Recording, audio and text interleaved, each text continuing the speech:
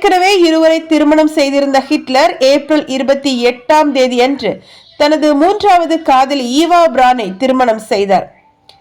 April 30 அன்று ரஷ்ய படைகள் பெர்லினில் புகுந்தன. அனைவரிடமும் இருந்து விடை பெறுவதாக கூறி ஓர் அறைக்கு சென்றார் ஹிட்லர். ஈவாவுக்கு விஷத்தை கொடுத்துவிட்டு துப்பாக்கியால் சுட்டு தற்கொலை செய்து கொண்டார்.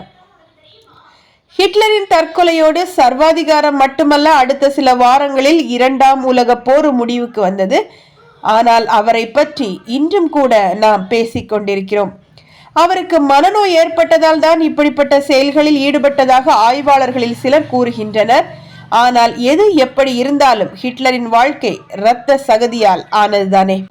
முதல் உலக போரில் போர் தகவல்களை பரிமாற்றம் செய்யும் சாதாரண இராணுவ மனிதனாக இருந்த இந்த ஹிட்லர் தான் 2ஆம் உலக போரை முன்னெடுத்து சென்ற ஒரு மாபெரும் ஜெர்மனியின் சர்வாதிகாரி.